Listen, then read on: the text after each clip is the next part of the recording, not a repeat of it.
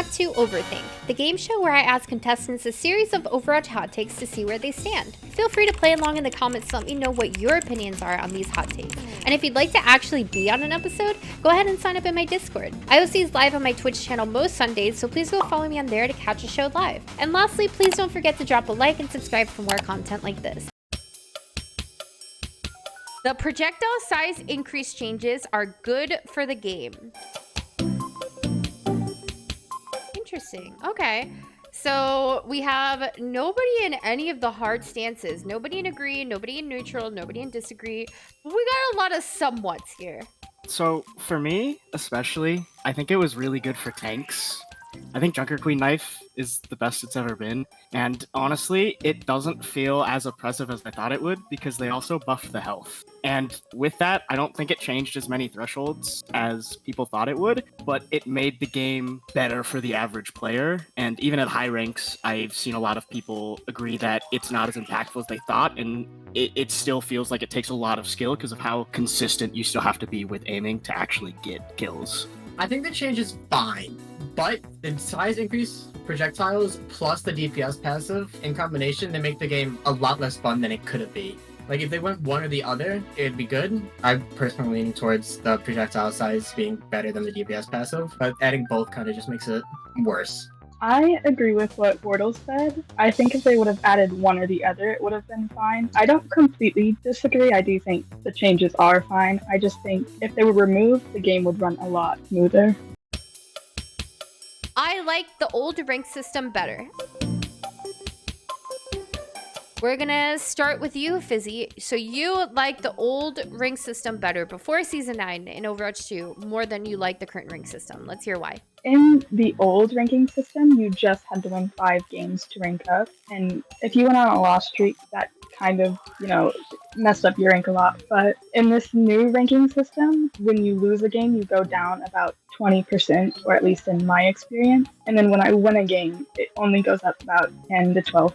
And I just think the old ranking system is much better for ranking up than this current ranking system. Call me a conspiracy theorist, but I don't think they actually changed anything about how it works. I think they just changed how it shows it to you because of the modifiers they add onto it. The old rank system, you could go drop multiple tiers in one card or go up multiple, and I think they were just doing that with the volatile losses and the calibration thing. Honestly, I wouldn't really care if the system is exactly the same in terms of how much SR you would get, but it's just so much nicer to see the live rank change every game, and that's what's important for me. I do kind of agree with Holmes. Even if it is the same system just labeled differently, it is nice to see it. I do also agree with Portal. It does feel quite similar still, but it's a lot nicer feeling like having an instant response to your games instead of, going like in SK's video where she said about going 4-0 and then on a loss streak. It's so much nicer to get the reward from the winning and then just have it go down than the thought of what could have been. Support is the worst role in the game right now. I agree with everyone in the disagree opinion, but the reason I somewhat disagree is because I still think tank is the hardest role in disagreement with support's role, mainly because of the amount of projectile changes they made in this season. Tank just feels a bit more hard to play, and it seems a bit worse than supports in my opinion. Okay, do you think that being the worst role and being the hardest role is synonymous in this case? No, I wouldn't say so. I wouldn't say support is the worst role right now. It's definitely harder to play support currently, just with the DPS passive, it's affecting the ult charge I'll get and everything, but I would still say tank is probably the worst to play, at least from my experience and the people I play with who play tank, because not only do, if you're trying to play a dive tank, the characters that you would be diving have more health, but also if you're diving a DPS, if you have if you're trying to get healed, it will just be less, and it feels like they just get shredded way easier. Maybe I just have a skill issue, but I don't know. I feel like tank is probably the worst, but support close second. I think that tank is just by far the worst role in the game, and I think it has been since Overwatch 2 started. I think you had an argument maybe for DPS first season, but with how the game is played now, the 20% less healing really only affects tanks because of how large the health pool is. It takes a little bit longer, of course, to heal like DPS and supports, but it doesn't actually affect anything like how it does with tank. Like if I'm a 600 HP target and I get chunked down to 300 HP, that's, 8, 9, 10 seconds I have to stay out of the fight because I just don't get healed fast enough. And I think the reason, with the most respect I can say this with, that support players find their role the worst right now is because the role was so easy for so long that they have to learn how to play the game. Like they have to learn how to actually position and heal themselves now without just being able to build themselves out with the 80 different teleports and immortalities that they have. And yeah, those are my thoughts right now. I completely agree. I don't play much tank, but when I do, it's usually Winston. And not only is tank the hardest right now, it's just not fun at all compared to the other roles, because the whole process of as Winston you dive and then you get too low, go back to your supports, it's just longer. It just takes longer to go back to full health, and it's just not a fun cycle at all. And the whole passive where not only supports can heal themselves over time, anybody can, it only affects mainly DPS. Tanks usually are always taking damage, so it's not usually affecting them. I think people should be able to group regardless of their rank. For example, a champion and a bronze duoing.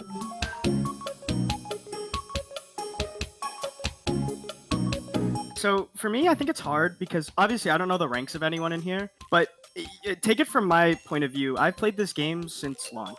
I've been GM Plus since Season 8. I have not been able to stack with my friends in literal years, and I get the issue that people have is they're afraid that it ruins ranks. Guess what I do instead to play with my friends? I'll just hop on a lower SR account and ruin your games that way, because that's the only way I can play with your friends. And I think with the way Overwatch is implementing it, I think it has a lot of potential, because the way they say it is that you are only going to get matched with people in the same skill range as you. Now, granted, it's Overwatch, so we'll see if that's how it actually works out. I think they've done a really good job since Overwatch 2 has come out with balancing the game and fixing things, but that's just kind of my opinion. Is sometimes I want to play comp with my friends, and I just can't unless I hop on a Smurf, and even then, it's the same issue that I think people are thinking now of I can just go and dominate those games down there, except I have to do it on a Smurf now instead of just I can do it on my main and hopefully get matched up against more balanced teams for me. I think it's fine as long as they take the placing of the skill range of the enemies of the highest person in your group's range.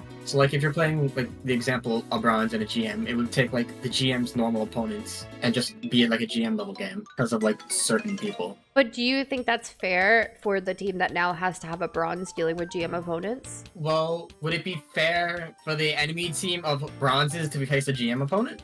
No, but I would argue that something in the middle would be better. Because, let's say it's a duo of a GM and a bronze, right? And then they get put on a team with 3 other GMs. And now those 3 GMs that aren't queuing at the bronze have to deal with having a bronze play against all GMs. Well, if you put a GM tracer against, a diamond tracer, there's gonna be a difference. So it'd be really unfair for the enemy team. And if they did it to exclusively 5 stacks, you could queue with any role or any skill range, that'd be better. Because then if you're 5 stacking, you're all probably gonna be friends. And you're not gonna be that mad about ranks. I agree with Sir and Portal in that having friends in different ranks, it does get very frustrating, I guess, that you can't play with them properly. I have a friend who has been in GM, so every lobby with him, even in quick play, gets GM top 500 players, but I'm in silver. But I do also see how having people be allowed to all queue within such a wide range could be bad, just in the case of if it were to go like Portal said, with people making it go based off the highest rank person, or if it just leads to really weird scuffed lobbies that don't really work, so then it's just not at all close to 50-50 odds. But they did say, I think in the thing about them removing restrictions, right, that they are gonna make it so that they match with people similar, so maybe it'll be okay. So I wasn't sure, I just figured neutral made the most sense. I don't think that a bronze player and a grandmaster player should be able to group together, because one, it wouldn't be a good experience for the bronze player at all, or for their team, because a bronze soldier is not going to be on the same skill set as a Grandmaster soldier. And yes, it sucks not being able to play with your friends. I mean, there's always quick play as well. I mean, you could just go there if you wanted to play with friends. Imagine a bronze Mercy going against a GM soldier. Like, that Mercy is going to get shot out of the sky. I somewhat disagree because I don't think if it's just a duo with a GM and a bronze, then I feel like that could be unfair for their teammates, and I feel like that could cause a lot of frustration and like unnecessary toxicity towards the bronze. Yeah, if it's gonna be implemented like how they're doing it in season 10 with like you'd only go against other GMs and bronzes on the same team, and if it's on the same role, then I think that might be okay, but it just sounds like if you want to play with your bronze friend as a GM, then just play quick play. All right, before we move back to the middle, I want to stir the pot a little bit. Is there anybody that has any choice words for Sir here for admitting that they like to ruin games? In my defense, I think that while I don't love to Smurf, one, the way quick play works with the ranking system is exactly how it would work in a ranked setting anyways. Of if we do the switch of, hey, GMs can queue with bronzes, it's gonna work the same way as a quick play game. And honestly, quick play games tend to be more balanced and back and forth than my comp games are 90% of the time. Usually my comp games are stomped one way or the other. So I think if they put the quick play system in, I would be fine with it and I wouldn't have to Smurf. But until that point, if I want to play with friends and they only want to play comp, my only option is to Smurf or play on an alt role, which has the same effect. I don't know if anyone else has been around long enough to remember, but like season 1 to 4 of Overwatch 1, there used to be like 3 to 4 day periods in between seasons, and they introduced a competitive, like not competitive role. It would use like the competitive rule set, and you could play with anyone, and it would stack you against anyone. So if they brought that back, I think that'd be cool. Set up open queue. Who plays open queue? Can I ask a question to Sir? Yeah, go ahead. So, Sir, why don't your friends want to do quick play with you? I think the issue is the fact that a lot of my friends find the comp rule set a lot more fun to play. It's not fun getting stuck on Pariso attack, for example, right? My only option to win the game is either full push or I lose, right? That's not a rewarding system for a lot of my friends, to where it feels like defense in a lot of the quick play maps and rule sets has an advantage, which fine, it's quick play, it's not supposed to be taken seriously, but I don't think that promotes a lot of fun, and that's the issue that I and my friends have, is just that while there are times where we can just go and relax and have quick play games, it doesn't last as long just because I don't find, and I don't think my friends that I play with find quick play rule set as rewarding as a comp rule set. Yeah. Do you think that your friends having a Smurf on their team affects their feelings towards playing comp with you? I definitely know some of them do, right? I've had discussions with friends where it's just like, if they don't want me to play comp with them, then yeah, we're gonna play quick play. But I also have a lot of friends where we get on and we play maybe 3-4 matches a week just to play, and at that point it doesn't matter as much to them if we play comp, because it's not really like they're not grinding it out, but they still want to play comp just because the rule set is more fun. And normally you'll have people that will try a little bit harder in comp, and that's also more fun, is the mindset difference between a comp game and a quick play game. I do not like the new Jade weapons. This might be a disappointment to my friends watching this, because I think I told them initially, like, oh yeah, Jade weapons are so cool. But now seeing them, I think they're pretty ugly. I think green is like the worst color they could have chosen, in my opinion. I think they're fine. They're a lot more selective on which skin they go with.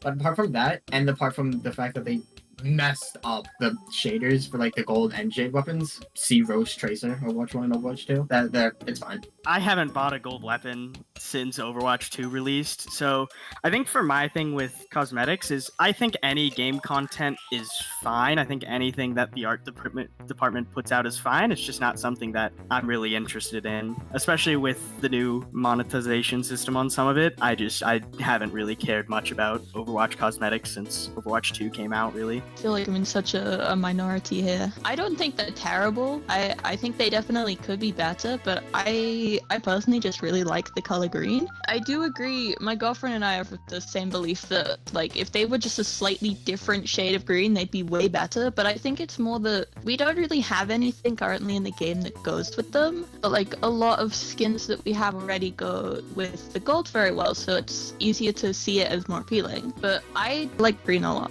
I think it looks cool. neutral, and I'm not really too bothered about cosmetics, but I like shiny things. I agree with everything Britt said. I do really enjoy the color green. I just think the skins we have in the game don't go with the shade of green they brought out. But I do think if they release more skins in the future, then it would appeal to more people.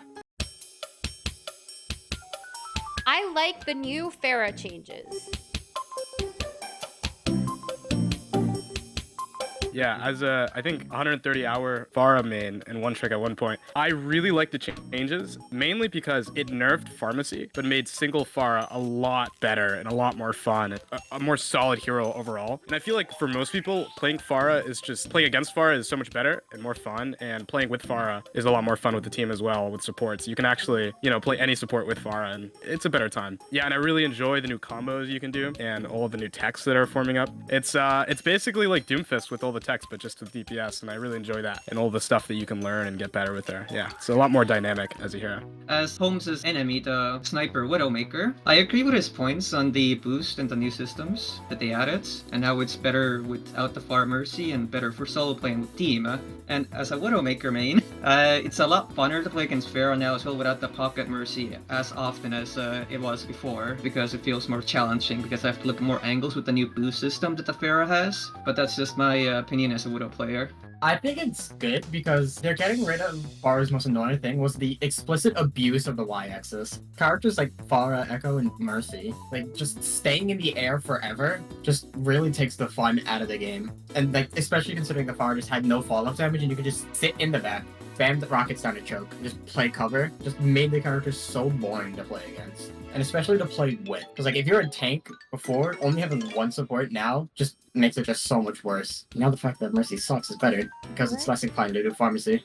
I don't really play Pharah that much, and I found that when I did play Pharah, like earlier today, it didn't feel different enough to where I have an opinion on it. Like, it's okay, I guess. But I'm not a Pharah player, so I'm not really, I agree. I have maybe an hour on Pharah. I'm not a Pharah player at all, so I honestly didn't even know about the changes until you just mentioned them. The health changes were unnecessary. I think they're unnecessary only because I haven't really noticed a difference in terms of time to kill. Even with Pharah, which you used to be able to 2-tap with her rockets, now you can add in a conk, and now it's a 3-tap. I really haven't noticed a time to kill, so that's why I say it's unnecessary. I haven't really noticed team fights being longer or shorter, so that's why I think it's unnecessary. I am neutral because most of my playtime is on Widow, and with the health changes, it doesn't really impact me that much because I can still one-shot. But I can somewhat see still Holmes' point of view with what he mentioned. But just overall as a Widow player and more support player, I don't see much of a difference to make, so I'm staying neutral on the pink itself. Before the season, and like before we even got to know that they were going to change it, I was saying that they should either decrease damage and healing across the board or increase HP. I didn't care which, but they did one of them. But like, there's still a few issues, like certain characters still being able to like not affected by it, like Passer, Ashe, and Widow. Like certain characters that it would be great for, like Hanzo can't one-shot squishes anymore, and that's amazing. But certain characters, like Tracer, just absolutely did not need it. Because like she lives so much unreasonable stuff now. So I know a lot that was brought up with the unnecessary was that not a lot changed, but is that not kind of the point of the health changes? Imagine we had the bigger projectile changes and everyone was the same health. Now you have Widows that can one-shot half the roster without aiming. Now you have Hanzos who can one-shot half the roster without aiming. You have characters like Kiriko who can 2-tap half the roster without aiming. You have to increase the health to make up for the fact that it's easier to aim. And especially, you'll get that feeling, especially the higher you go. Like soldiers now. Soldiers do not miss. But now imagine if you had 50 less HP to deal with soldiers not being able to miss. Even me, I'm not a great mechanical player by any means. I'm all brains. But even I can go play DPS and knock out a good like 60% accuracy on soldier just because it's impossible to miss. And the only reason that DPS aren't dominating more than they already are is because of the health changes. And I think they were completely necessary if you're gonna make it easier to hit things. Sir basically said all that I wanted to say. I feel like it was a good change with the projectile size change because it like balanced each other out, and it also did a lot to get rid of one-shots in the game, which was like a huge complaint last season, especially with Hanzo. So I feel like they were necessary. I want to talk about Sir for a second. So you mentioned that Widow doesn't take any brain, any aim, right? Okay, I realize I didn't mean that. I just mean it's easier now.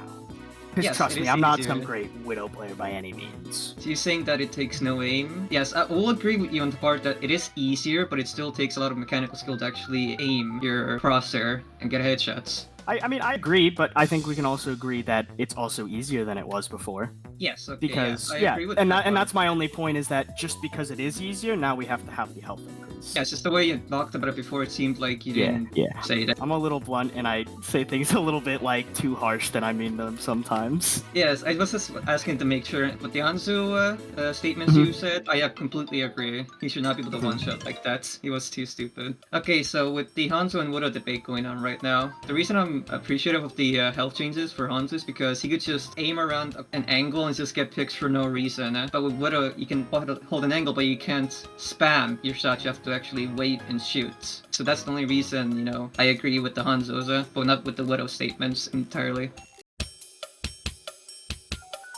I like the new DPS passive. Finally, a split. Finally.